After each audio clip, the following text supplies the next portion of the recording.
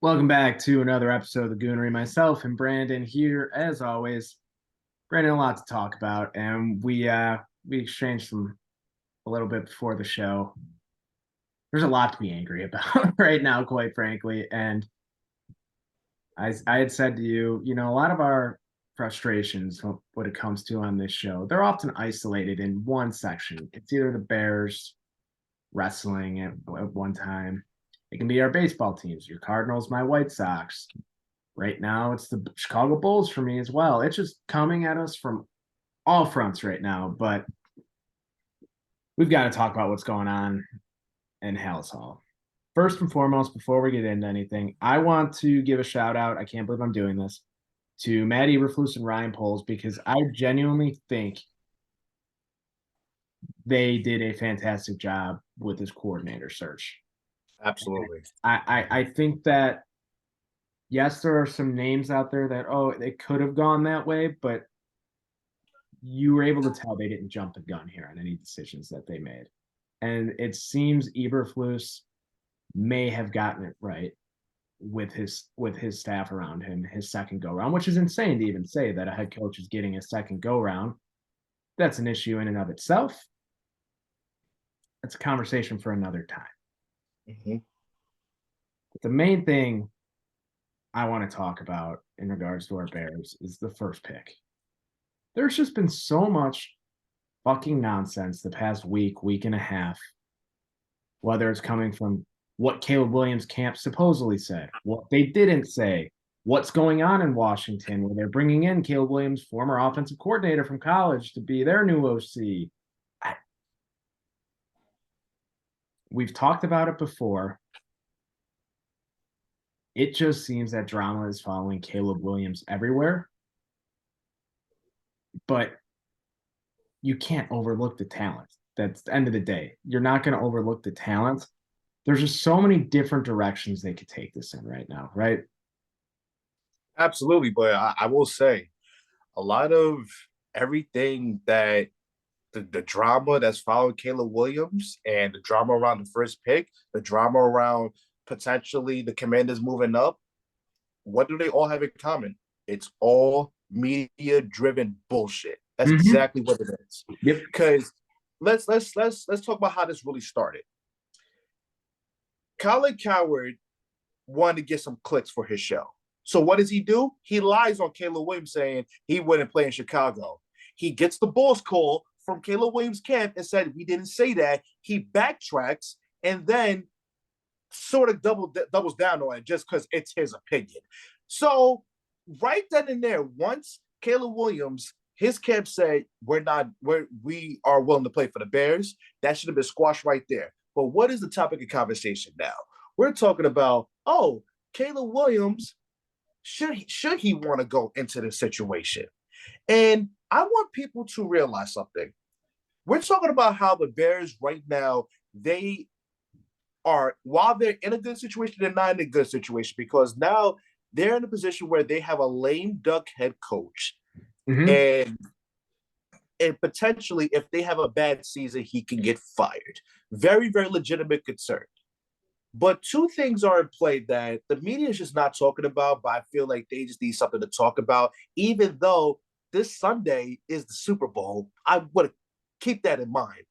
But two things. Number one, the familiarity with coordinators was very confusing because Cliff Kingsbury was on the offensive staff when Caleb Williams had his last season at USC.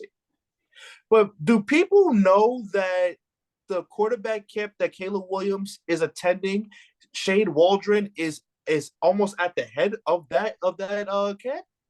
We're not talking about that No, because why we would want we? drama, Why right? would we? It's driving a narrative, right? We want drama. And Number two, we're talking about situations. Can you name me the last time the Washington Commanders was in a good situation organization-wise? I don't care who is owning the team. I don't care who's the head coach. I don't care who's a quarterback. Because literally, with this new ownership, Ben Johnson is talking about how they're trying to run the NFL team like an NBA team. Mm-hmm. So as of right now, because the jury is still out on who the Commanders are as an organization at this moment in time, but as of right now, they almost look the same. And it's a small sample size, completely understand it. But when you go from Ben Johnson to Dan Quinn, and that's no shot at Dan Quinn because he was going to be a head coach in the NFL Yeah. at some And point, deservedly but so. it is a downgrade. Deservedly so. And what I find interesting too, there were a lot of flashy names available this offseason for head coaches, right? New ownership group. Seemingly they're going to be spending money wherever, like they're the Mets and Stephen Cohen. Right. And you have the number 2 pick. You really, I find it hard to believe, especially with the Bears holding on to Eberflus, that Washington just, what's going on there that they couldn't entice someone to come into that situation. They could be the new savior of this franchise as a head coach. They not that we like him on this show, but he could be the equivalent of their Ditka. If you get what I'm saying. And it's, I'm not saying they were going to get Harbaugh. That was never in a million years going to happen. Mm-mm. But personally, I don't understand Dan Quinn over Mike Vrabel. Me either. Personally, and secondly, I don't understand how you let Ben Johnson walk out that building. Yep. I think that is more alarming than anything. The fact that Ben Johnson was seemingly locked up that he was going to be their head coach. And he goes and just says, you know what? No, I'm going to go win a Super Bowl in Detroit. Well, let's be honest. That's never going to fucking happen either.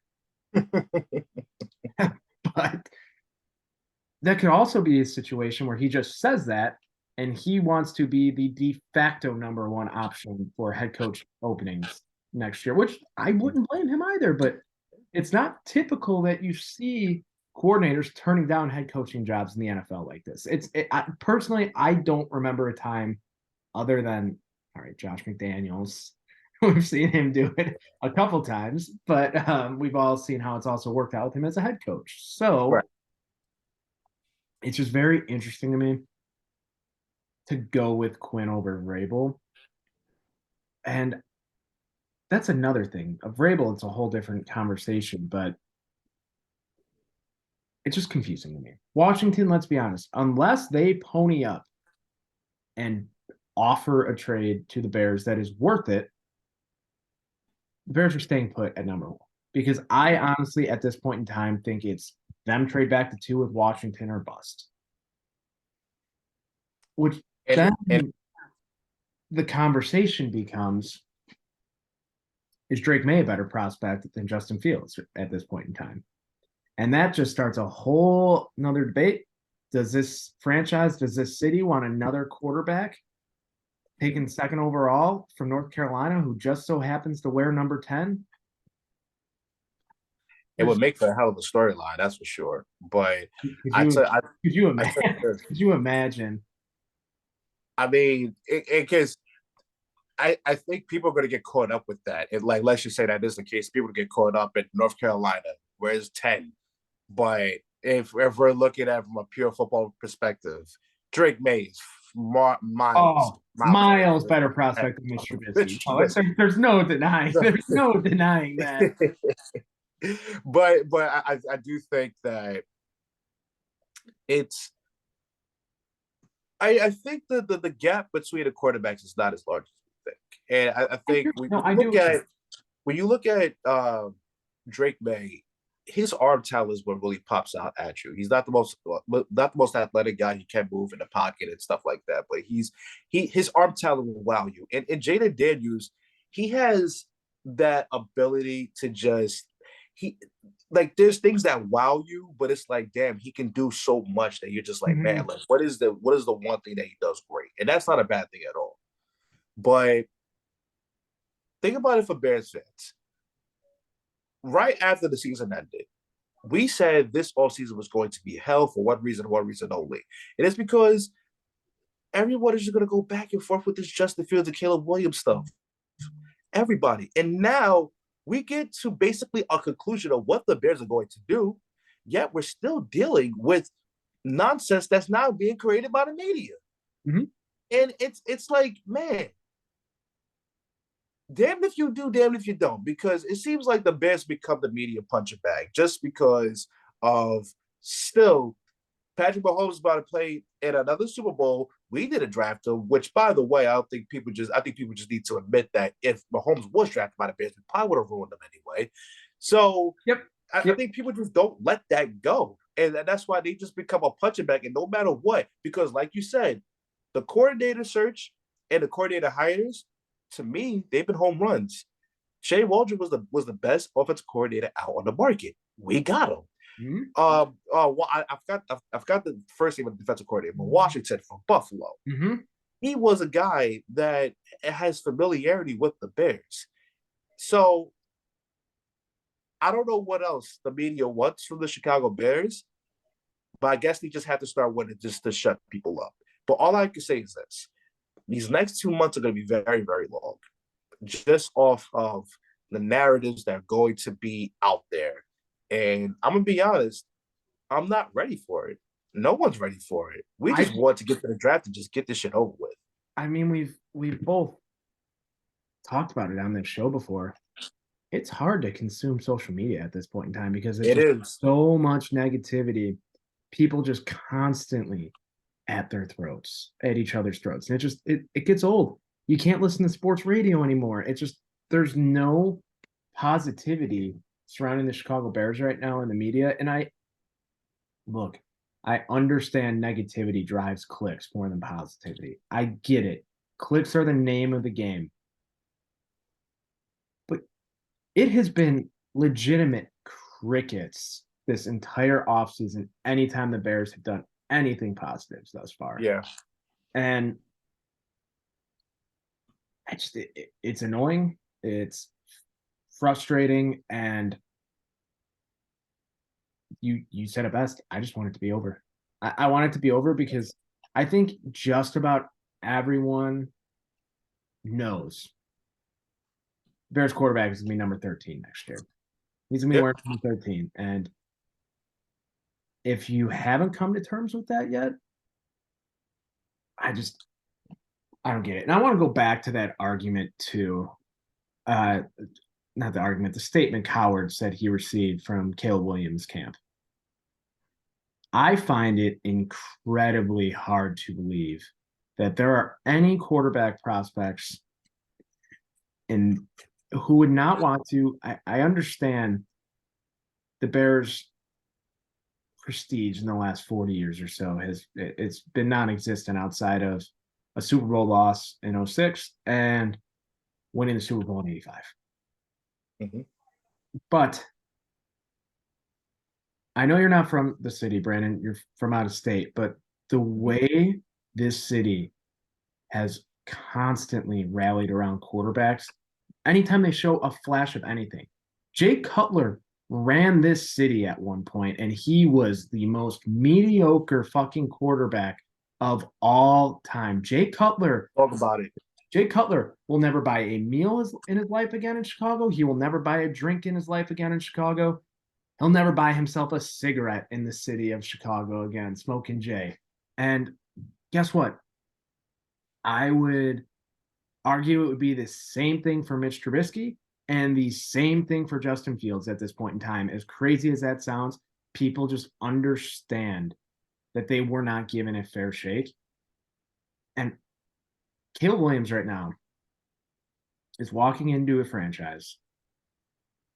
The prestige historically, it's there. He would have a legitimate shot at becoming the greatest quarterback in franchise history in a very short amount of time. It would not, I don't think it would take him that long if his talent translates as well as everyone is expecting. The cap space this team has, the way this defense showed improvements and flashes in the second half of the season, and you take a look at the weapons they have. You have DJ Moore. You have Cole Kmet, who just grew leaps and bounds this year. You have the 9th overall pick. help is on the way. And Caleb Williams, just you outline all those reasons. If you took away that just the historic just the history around the quarterback position in Chicago, I guarantee every fucking quarterback in college football would want to come into this situation, let alone the best quarterback prospect since Andrew Luck. And I know I made this point early in the season about if you start over at the quarterback position, you're basically restarting your team. But the Chicago Bears are in the most unique situation possible. That right now, coming off of a season where they were 7-10, exceeding expectations. If we were talking about what we thought was going to happen in the middle of the season, you exceed expectations, and now you have a chance to really build around a quarterback that Ryan Poles wants. That's the key here, because both can be true. Ryan Poles did a lot. It did some to help him succeed, but there's also a lot where he made Justin Fields fail. Let's keep it a buck. But right now, with a good free agency, you reload the weapons, because I'm telling you now, Shane Waldron's hire is really going to impact free agency, a very big deal for the Chicago Bears. So with that being said, you got to reload the weapons. More help is on the way on the defense via the draft, especially free agency. You can't tell me a better situation to walk into, and I'm gonna be honest, it's been a long time since anyone's walked into a good situation like that. And if it doesn't work out, it may just be the Bears are cursed, because there's no other franchise that would have this situation and they would still fail. You just saw the Texans win a playoff game and get to the divisional round with a rookie quarterback, and it almost seemed like he was a damn veteran and a rookie head coach. So it's all there for the Bears to make the move, get the quarterback that the regime wants, and we'll see what happens.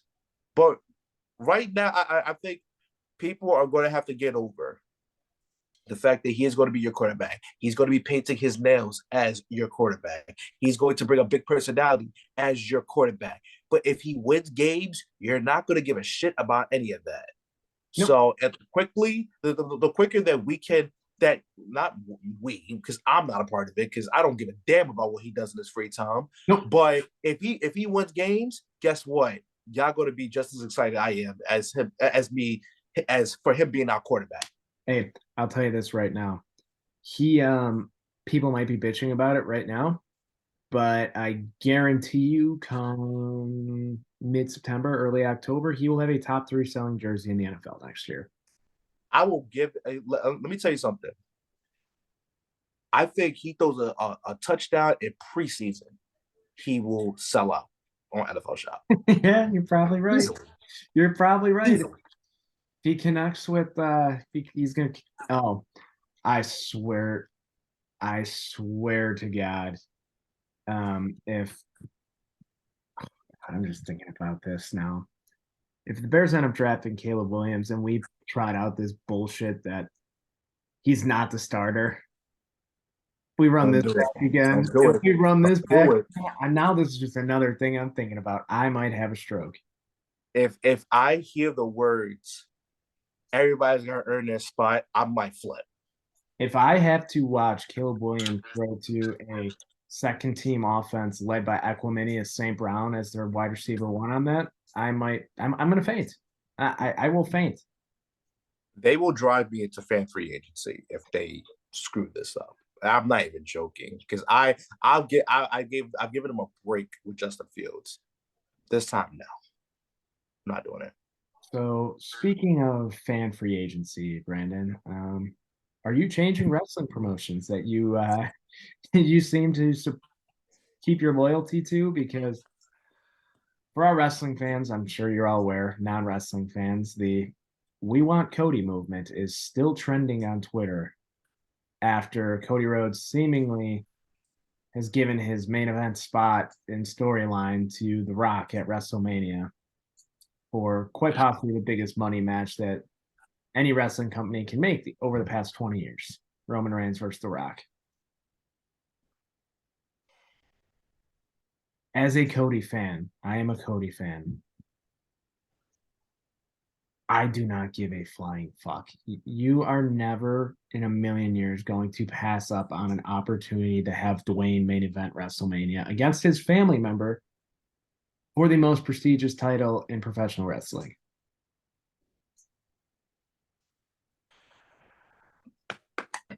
Okay, so let me start by saying this.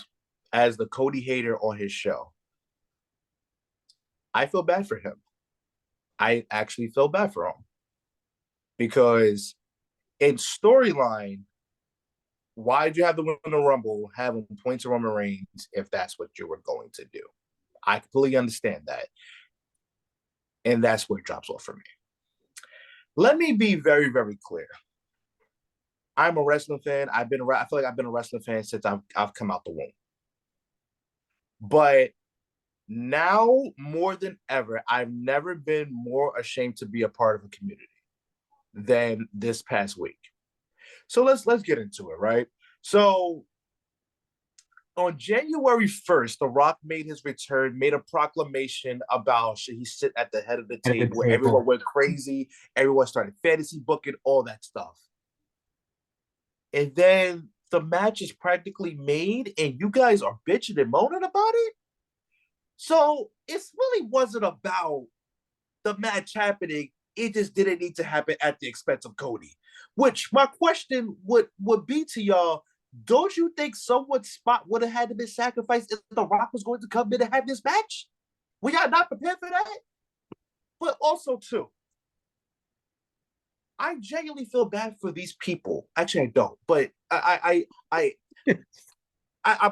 actually jealous of their delusion because if they think throughout their life, all they need to do is boo, wide, piss, and make a hashtag to get what they want, I feel really, really bad. But the only reason they doing it is because it just made sense. WWE had to make it make sense because they screwed up and they know they screwed up. But we're really going this route, booing The Rock when you just cheered him, and we're gonna insert him into a match that's supposed to be about family. I cannot stress how much I hate every single one of you. Your hashtags, your booing, all this fake nonsense that y'all do all the time, but now it has really reached its peak. It's truly, truly reached its peak. And the thing is, because I feel like I know where this is going. This is going to be a triple threat. And I hate that. I hate it. I hate it. It's okay. So I hate the fact that it's going to be a triple threat, but the fact that it's going to be a triple threat, I think it's very clearly because The Rock cannot put together a 30-minute main event WrestleMania match at this point in time. Yeah. And I mean, I thought he was going to need an oxygen mask and a stretcher after he hit one people's elbow on Jinder Mahal on Monday Night Raw, man. Yeah. And don't get me wrong, he can be gassed after doing one people's elbow, but guess what? I will still be there smiling my fucking face off watching it. And thank you for mentioning that because these fans, they probably won't be smiling, they won't be laughing, but you know what? They'll still cheer, they'll still tune in. But that's the really bad thing about fans. You don't get what you want and you start bitching. And listen, if wrestling is your life, I'm really sorry that fake fighting is your life. I'm really sorry, but you need to find something else that makes you happy, so you don't go tweeting hashtags and typing little letters to Triple H, act like he's gonna read it. And by the way, this rally, did you hear about the rally that's going to happen for We Want Cody? Can't say that I did. Yes, so Dave LaGreca, which I'm not a fan of him, I'm a fan of his brother. He is going to be at the head of this We Want Cody rally. I think it's going to be in New York, and I'm train right away, and I will pull up with the whole I 90s rock hope. outfit I just was to gonna say. piss I hope everybody you. off. I was gonna say. I hope if that does occur, you are there, boots on the ground. I should be, but I'm not gonna do that. I'm not gonna do that. I'm not gonna do that over fake fighting because I'm gonna go here. There's so much more important issues in the world that I could be rallying around. Just like maybe the men, women, and children that are dying, and that Palestinians that are dying. But I'm gonna go out there. Y'all gonna go out there to rally for fake fighting. You should be ashamed of yourselves. You should be ashamed of yourselves. And the worst part is, The Rock will do this match. He'll go away. He'll make guest appearance. And you know what they're gonna do? You know what they're gonna Aaron, do? the next time he comes back, the roof is gonna blow off. And that's why Daniel Bryan I said it can't. best. I Fickle. can't take anything y'all say seriously because everything is for the moment, and y'all don't stand on nothing. Y'all don't stand on a damn thing. And that is why I don't respect any of y'all people who are tweeting that hashtag. I'm gonna say this though. WWE is getting exactly what they wanted with all of this exposure because Yeah. I'll be honest, out of my direct coworkers at my company I work with, one person knew I was a wrestling fan. And we're all eating lunch as a team today in the office. And someone was just scrolling an article on their phone and she goes, why are people mad at The Rock? It's The Rock. How could people ever be mad at them? And then my one coworker just laughs and goes, well, I bet Ben can explain that to you. here I am at my office at lunch trying to explain why people are mad at The Rock, and just people, the looks on their faces when they heard me go from work conversation mode to professional wrestling conversation. I got a what? I'm not even joking you. I finished, and I think every face for everyone watching this, I think every face at the table, I was sitting at the head of the table, unironically, actually. And everyone just looks at me like, what the fuck? Right. And they're like, why are people mad?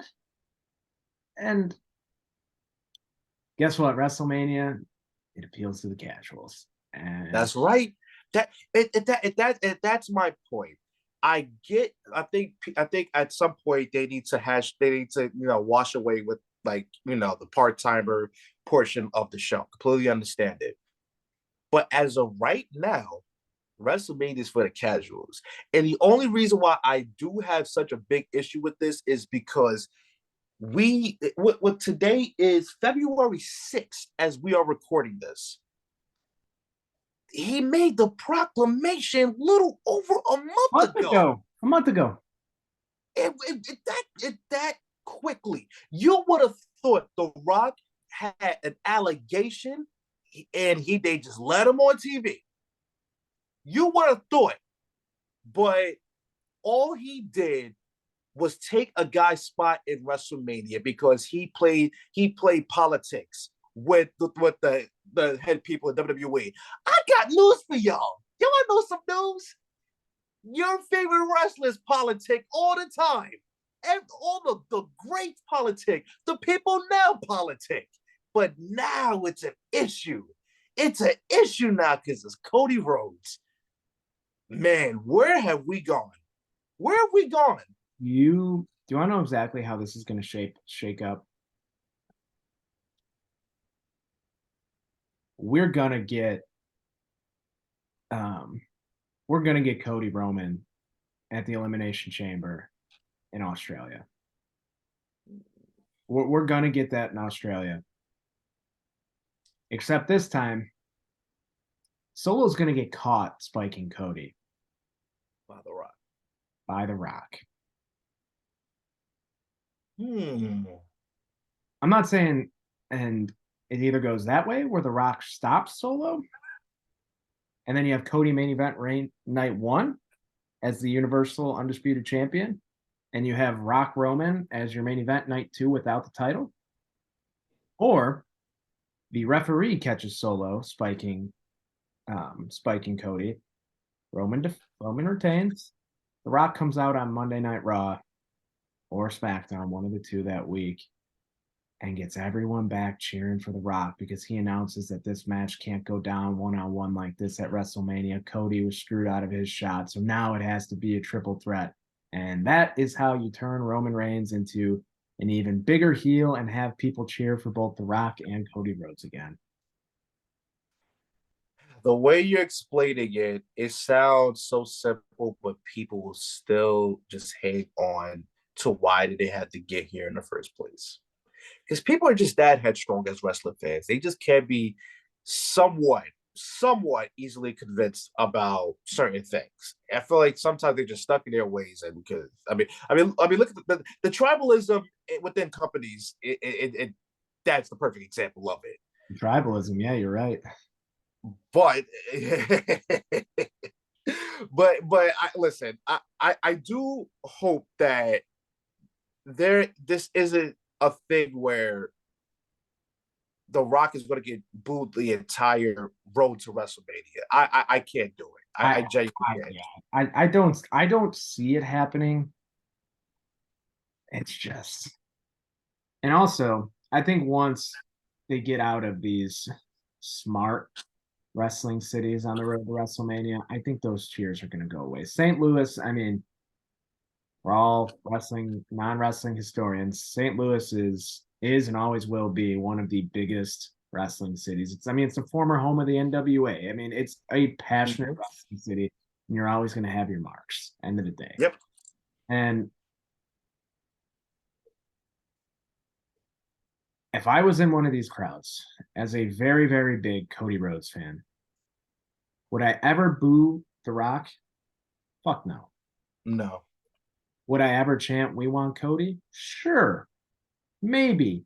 But I'm never in a million years going to boo The Rock because I will never be upset to see The Rock back in a WWE ring. I think people fail to realize The Rock is the biggest star on the entire planet.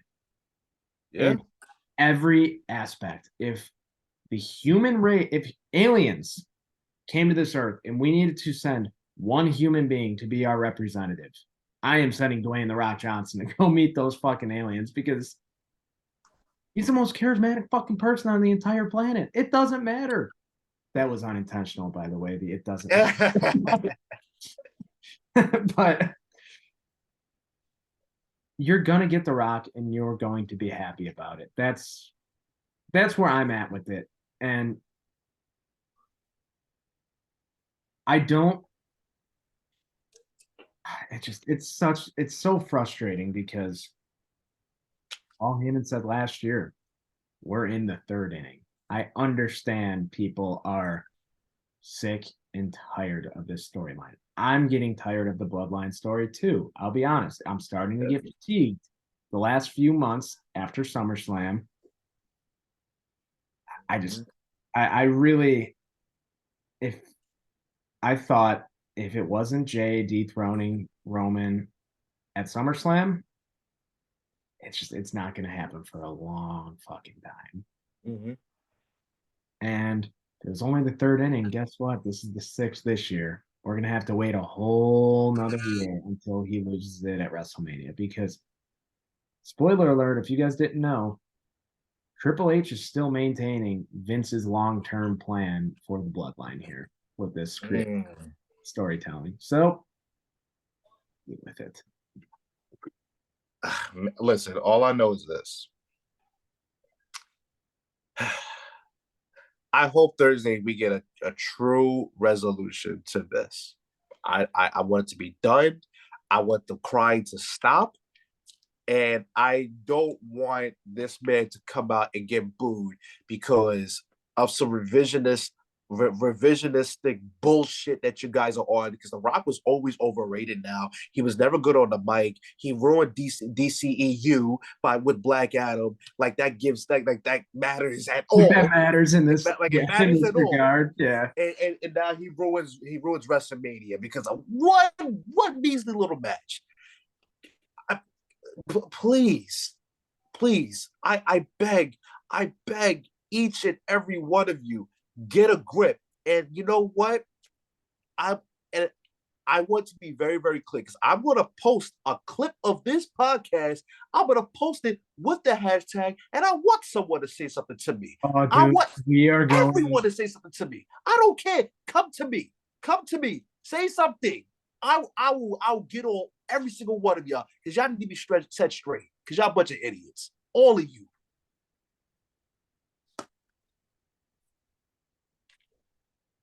I will say though, this just to circle back to a past storyline I had mentioned here.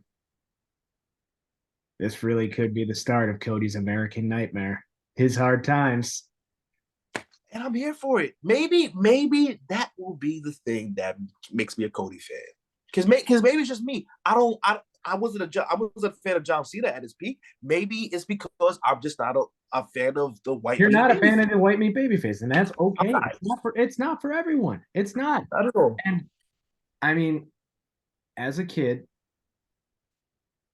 I was in peak John Cena. Like, I, I mean, I'm 23 years old, turning 24, and 2008 Royal Rumble is one of the absolute highlights of my entire childhood. Seeing Yeah. John Cena come out at number 30, and that is what Cody Rhodes has become to that generation.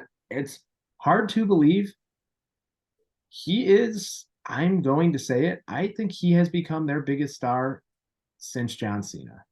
And you're correct about And that. he has surpassed Roman Reigns. He has surpassed Daniel Bryan. He has surpassed, I mean, there's just like, he's surpassed, I'll fucking say it. I think he's surpassed CM Punk at his peak right now with his popularity, which is kind of crazy to say. I I there's mean, a case. There's a case. there is, and it's just it's very ironic because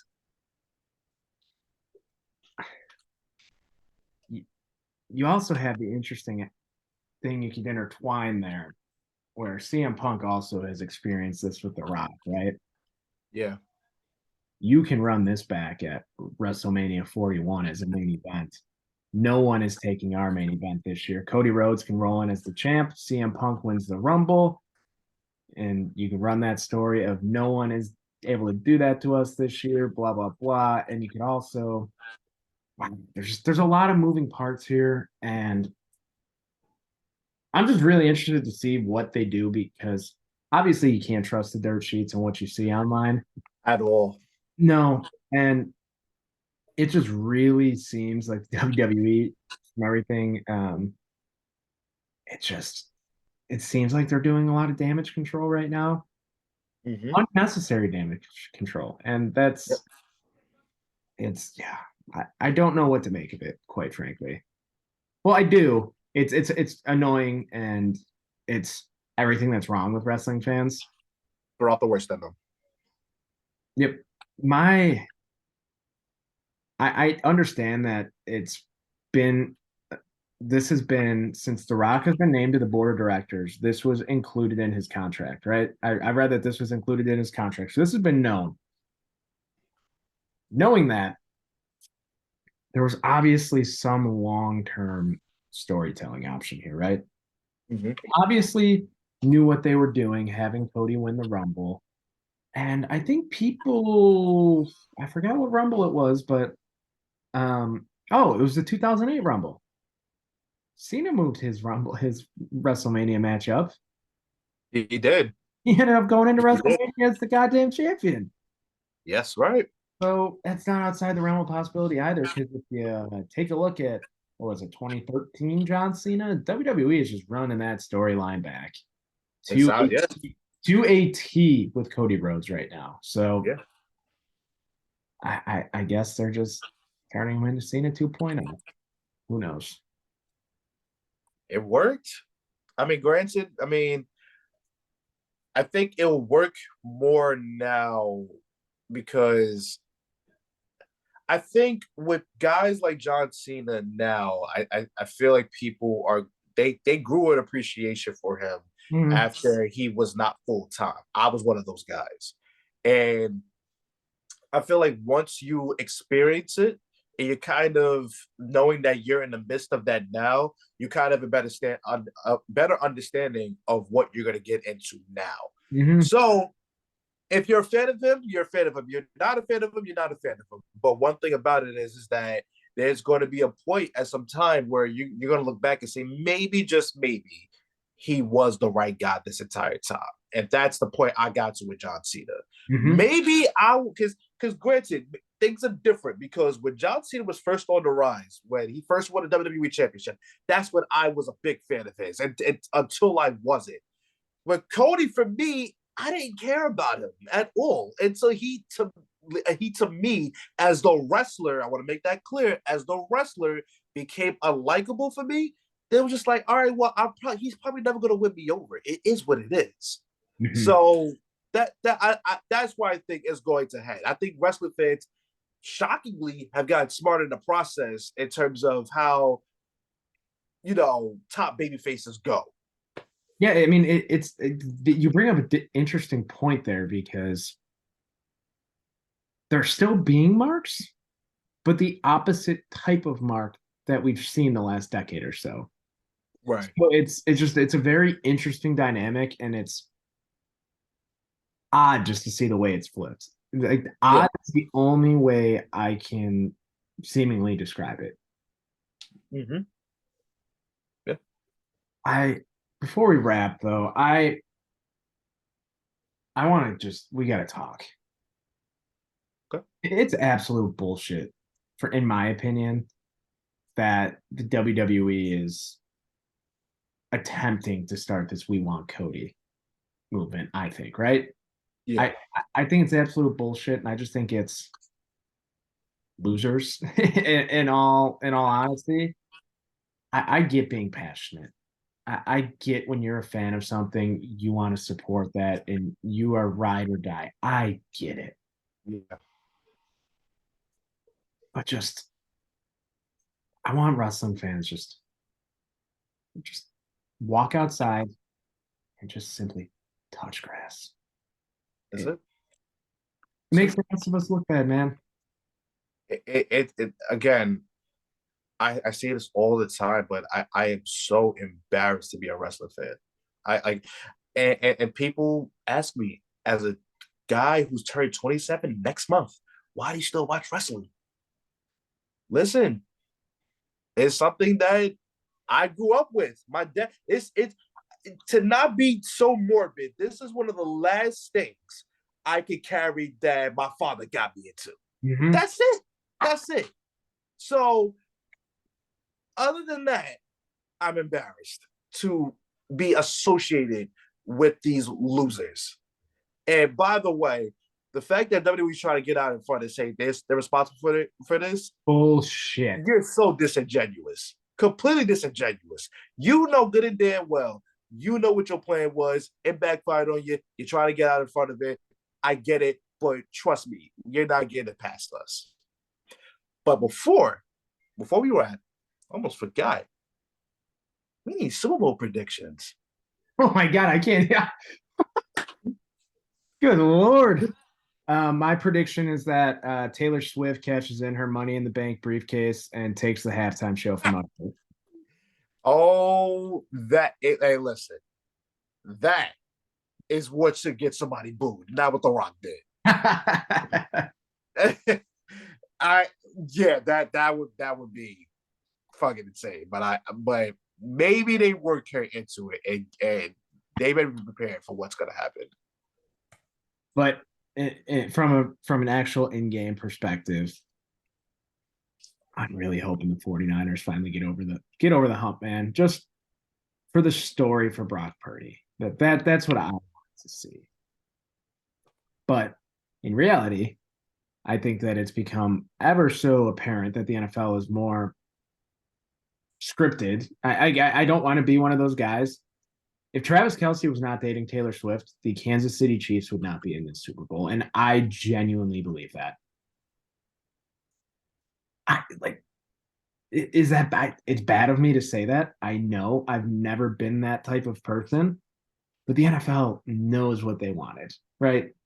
It might not have been fully scripted and planned, but find it hard to believe that these officiating crews didn't get a call from good old Roger saying, "Hey, maybe call this game 60-40." But I want to ask you this. Mm-hmm. If Mahomes wins a Super Bowl with his worst roster he's ever had,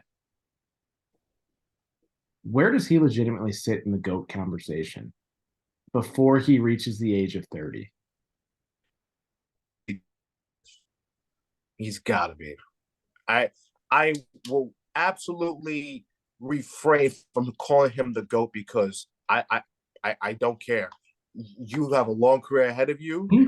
and you still have a long way to go. Because remember, there was a time where Tom Brady won back to back, and he didn't win a Super Bowl until 2015. Yep. So we have to keep that in mind. Now, should he be should Patrick Mahomes be in the top five when if he wins a Super Bowl? Absolutely. Yeah, I don't. That's the thing. I'm with you, and he will be in that top three conversation by the time he is 30 years old. I agree. I I agree. also want to ask this: if Patrick Mahomes were to retire after he wins this, if he were to win this Super Bowl, he's a first ballot Hall of Famer in your opinion, right? Without a doubt. Yep. Without It's a doubt. absolutely crazy what we've witnessed, and it's like almost like one of those things, in my opinion, where I don't think we're all going to truly appreciate what we were watching until a Nope. few years from now, because I know personally, I've done the same thing with LeBron, where Yeah. as a Bulls fan, I've always just fucking hated LeBron because he made my life miserable when one, he was with the Cavs, and then he almost came to Chicago, but then he didn't want to be in MJ's shadow, and then just took us down with the Heat. And you just objectively look back at it like 2012 LeBron might be the greatest, or whatever. Like that era of LeBron on the Heat might be the legitimate best athlete of all time. Yeah. And we are approaching that level with Patrick Mahomes, I think. Mm-hmm. And on the other side of the football, you are approaching potentially, in my opinion, top three, top five running back of all time with Christian McCaffrey when he is able to stay healthy. And that it's a battle of titans in this Super Bowl. Honestly, the star power in the NFL as a whole, but this game in particular, as high as I can remember in the Super Bowl in a very, very, very long time. I agree. And I understand it's Sports Illustrated, but I saw Sports Illustrated posted like a top 10 rankings of the players involved in this Super Bowl. When Trent Williams is ranked number 7, you know there's a fucking ton of talent on the football field. Yeah. Because Yeah. quite frankly, you can make an argument for him being number 1, I think. Yeah. Absolutely.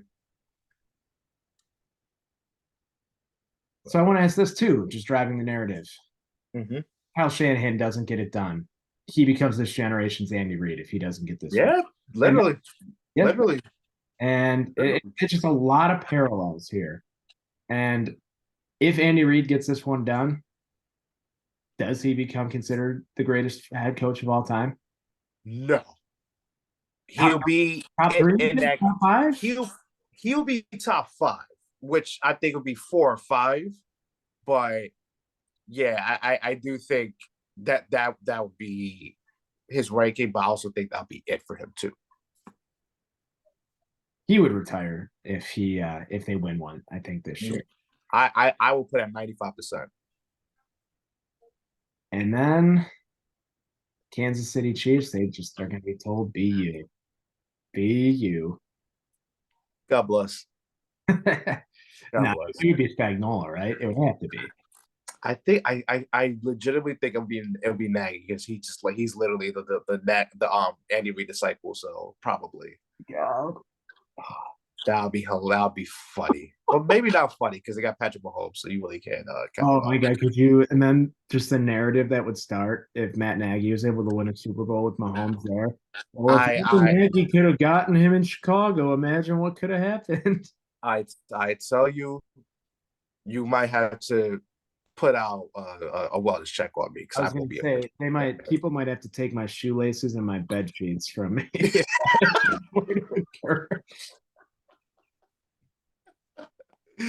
Oh man, but score prediction.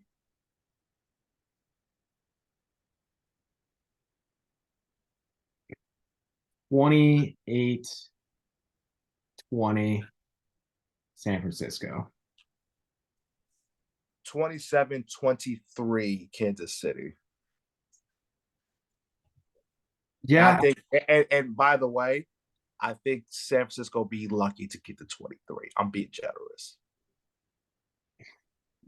Yeah, it's going to come down to Brock Purdy in this game. And I think Brock Purdy is very good at what he does. They don't ask him to do a ton, but what they ask him to do, he does incredibly well. And I think if they are able to get over the hump and win one with him, I think the 49ers would end their charade of sticking with rookie quarterbacks on a rookie deal. And I think Brock Purdy will be a 49er for the entirety of his career if they win this one. Most likely. Most likely. I'll tell you though, I'm not really feeling like a buzz around this Super Bowl. I'm not really looking forward to it that much. It's just been, I don't know about you, but it just felt like a very boring NFL season to me. You know what it is? I think it was just so damn fast that we just didn't get to appreciate much at all. And I don't know because we're getting the Super Bowl that we should We should be getting. Yeah. No, yeah. Don't get me wrong, but something's not clicking. The spark's not there. The spark's not there. And maybe when the day comes, we're gonna be like, damn, the Super Bowl is today. And that's exactly what's gonna happen, I think. But right now, I'm like, oh, the Super Bowl Sunday. Nice. It's gonna be the minute I turn the pregame show on. And that's exactly when it's gonna hit.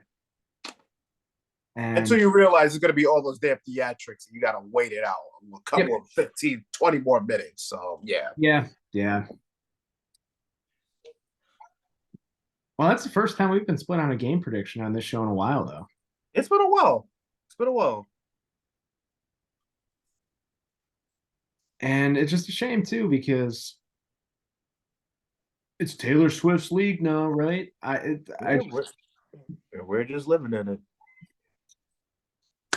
I will say, real quick before we finish, I saw a very funny tweet. It's an odd subsection of Twitter where it's people making very clear, sarcastic jokes about Taylor Swift, where people on the other side of the spectrum don't understand it. Well, there's two sides of the spectrum who don't understand it. You have the Swifties who don't understand it, and then you have the people who take it like, yeah, you're so right, man. Like, and I saw a tweet about the Grammys this weekend, and it was like, what the fuck? Taylor Swift took over music now too. First the NFL, now this. A load of shit.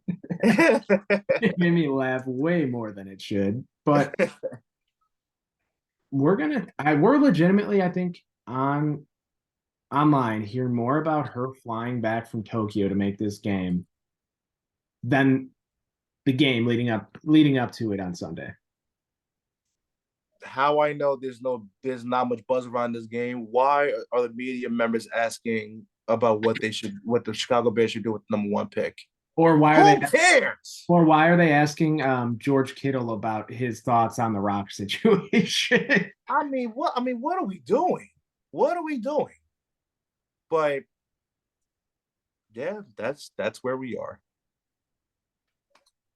Well, hey, we are in the heat of WrestleMania season, draft season, and Super Bowl this weekend. A lot to keep talking about on here. So we will be back next week, hopefully with a little bit more positivity. I mean, hopefully. It's a very negative show this week, but hopefully we'll be back with some positive vibes next week. But everyone, thank you for watching the show. Thank you for listening. Like, share, subscribe, and hope you guys have a great Super Bowl Sunday.